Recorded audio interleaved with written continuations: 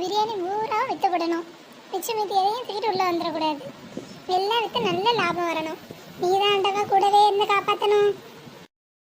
என்ன இந்த அக்கா வானத்தை பார்த்து சிரிச்சுக்கிட்டு கிடக்காங்க? அக்கா அக்கா சொல்லுடி.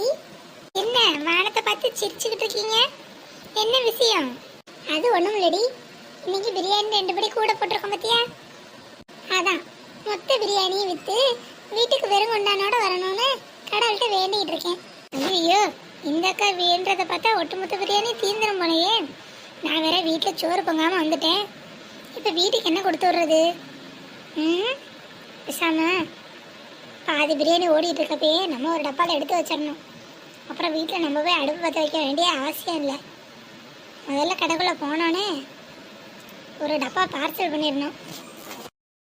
அடி என்ன தானே யோசிச்சுட்டு கிடக்கா? இல்லைக்கா, நானும் சாமிகிட்ட தான் வேண்டிகிட்டு இருந்தேன். ஆமாம் ஆமாம் மல்லிகாக்கா, நீங்கள் சாப்பாடெல்லாம் மிச்சமாக கூடாதுன்னு வேண்டியிருக்கீங்க. 10 ரூபா மிச்சமாகணும்னு வேண்டியிருக்கா. அப்போ தானே ஒரு நாள் ஃபுல்லாக அந்த பிரியாணி வச்சா ஓட்ட முடியும். வீட்டில் சமைக்கிற வேலை இல்லை பாருங்க. ஐயோ, என்ன நம்ம மனசுல ஏதாவது அப்படியே சொல்லிட்டா சமாளிப்போம். அப்படியே 10 ரூபா ஏக்கா, இந்த உமா சொல்கிறத நம்பாதீங்க. அப்பெல்லாம் இல்லை, நமக்கு கொஞ்சம் வீட்டுக்கு வேணும் பார்த்தீங்களா, அதான் நான் நினச்சேன். அது ஒன்றும் கவலைப்படாத, நமக்கு தனியாக வீட்டுக்கு தேவையானதெல்லாம் எடுத்து உள்ளே வச்சுட்டேன். அதனால் நீ தைரியமாக சாமி கும்பிடு. வியாபாரத்துக்கு வச்சிருக்க பிரியாணி ஃபுல்லாக விற்று போடணும்னு.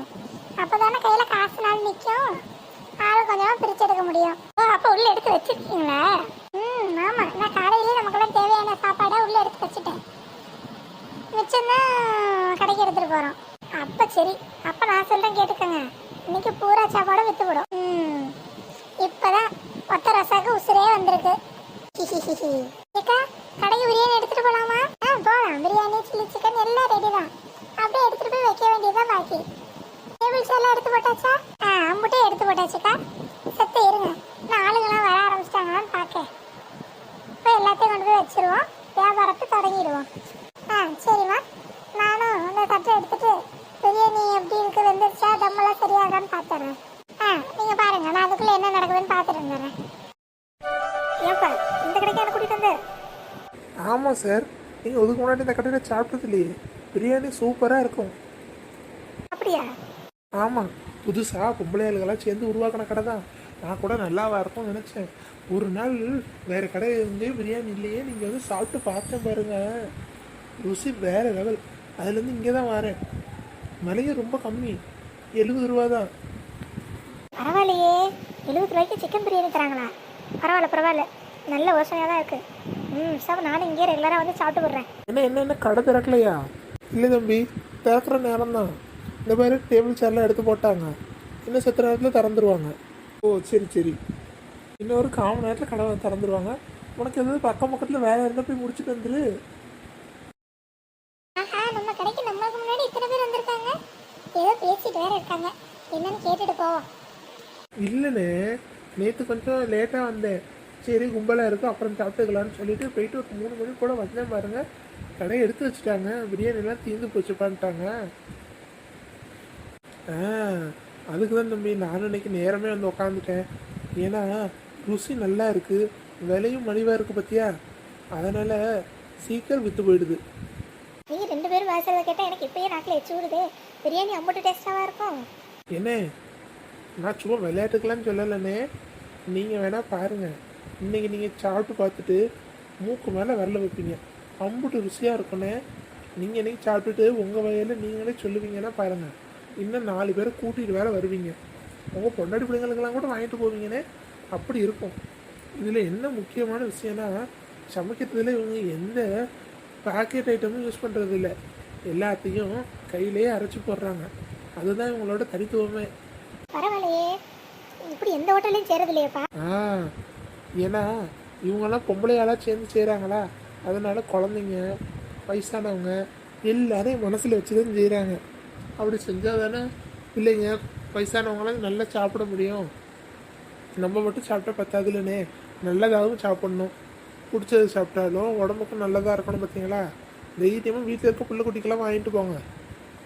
பரவாயில்லையப்பா, இப்படி சமைக்கிற ஹோட்டல்லாம் இந்த காலத்தில் எங்கே இருக்குது? எல்லாம் காசுக்காக தானே வியாபாரம் நடத்துகிறாங்க. சரி, இன்னைக்கு நான் சாப்பிட்டுட்டு என் குடும்பத்தில் இருக்க எல்லாருக்கும் வாங்கிட்டு போகலான் இருக்கேன். ஆமாம் சார், அதான் நல்ல முடிவு. நானும் என் வீட்டில் என் பொண்டாட்டிக்கும் வாங்கிட்டு போகலான்னு தான் சொல்லியிருக்கேன். அவளும் மதியம் சோறு பொங்க வேணான்னு சொல்லிட்டேன். ஆமாம் முருகேசா, எல்லாம் வீட்டுக்கு வாங்கிட்டு போவோம். இப்படிப்பட்ட கடையெல்லாம் எங்கேயோ தான் இருக்கும். பரவாயில்ல, நம்ம கடையெல்லாம் குழந்தை பேச ஆரம்பிச்சிட்டாங்க. இதை போய் மல்லிகை அக்காட்ட உடனே சொல்லணும். அக்கா தான் ஓடுமோ ஓடாதன்னு பயந்துக்கிட்டு கிடந்தாங்க. முதல்ல போய் அக்காட்ட சொல்லணும். அக்கா உமா வர லேட் ஆகும் போல. அவன் அங்கே ஏதாவது வேலை பார்த்துட்டு கிடப்பா. நம்ம ஆளுக்கு ஒரு கையை எடுத்துட்டு போயிடுவோமா? சரி டீ எடுத்துட்டு போயிடுவான். இக்கா இக்கா இக்கா ஏண்டி நீ இந்த கத்துற? என்ன ஆச்சு? உங்களுக்கு விஷயம் தெரியுமா? ஏண்டி என்ன ஆச்சு?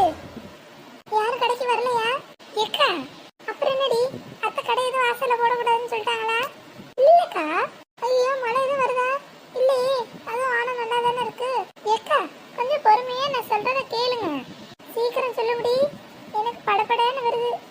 ஏற்கனவே இன்னைக்குன்னு பார்த்து 2 படி வேற அரிசி எக்ஸ்ட்ரா போட்டிருக்கேன். என்ன ஏதுன்னு சட்டுன்னு சொல்லிவிடு. ஏக்கா நீங்க பயப்படுற மாதிரி ஒன்றும் இல்லை. நம்ம கடைக்கு லைன் கட்டி ஆளுங்க நிக்கிறாங்கக்கா. நம்ம எப்ப வருவோன்னு காத்து கிடக்காங்க. என்னடி சொல்ற? நசமாவா? நசமா? இப்ப அவங்க வயல சொன்னதை நான் கேட்டுட்டு தான் வந்து உங்கள்ட்ட பேசிட்டு இருக்கேன். நம்ம கடையில எந்த பாக்கெட் ஐட்டமும் யூஸ் பண்றது இல்லையா, அதனால குழந்தைங்க பெரியவங்க எல்லாரும் சாப்பிடுவாங்களாம். அதனால எல்லாரும் சாப்பிட்டுட்டு வீட்டுக்கு வர வாங்கிட்டு போறாங்களாம்க்கா. ஆளெல்லாம் வந்து நிக்கிறாங்க. அப்படியா? அதான் எத்தனை மணிக்கு கதையை கதிர போனா எல்லாம் காத்து கிடக்காங்கக்கா. பரவாயில்லையே, சூப்பரு. அக்கா அப்ப எனக்கு வியாபாரம் நல்லபடியா நடக்கும் தானே? ஆமாண்டி, இத்தனை பேர் இப்பயே வந்துட்டாங்கன்னா கண்டிப்பா நீ வியாபாரம் சூப்பரா நடக்கும். அப்ப இன்னைக்கு நம்ம சவால்ல ஜெயிச்சாலும் ஜெயிச்சு போடுவோம் கண்டிப்பா. உமா அப்புறம் எதுக்கு வெயிட் பண்ணிக்கிட்டு பிரியாணி தூக்கிட்டு கிளம்புவோம். முதல்ல தண்ணி தட்டெல்லாம் கொண்டு போய் வச்சிடுறேன். அப்புறம் நீங்க பின்னாடி பிரியாணி எடுத்துட்டு வாங்க. சரிடி, நீ முதல்ல போய் தண்ணி குடத்தை எடுத்துட்டு போய் வை. அப்புறம் நீ பிளேட் எல்லாம் கொண்டு போய் வை. அப்புறம் கடைசியாக வந்து பிரியாணி எடுத்துட்டு போவோம். அதுவும் வாஸ்தவம் தான். நான் முதல்ல போய் குடத்தை வச்சுட்டு வரேன். போயிட்டு வா. கடவுளே, எனக்கு கையும் ஒல்ல காலும் ஒல்ல. இப்போதான் ஒன்றும் மனசார வேணும்னே அருள் எனக்கு தந்துட்டேன். எங்கள் பிரியாணி கடை நல்லா டெவலப் ஆகிறா.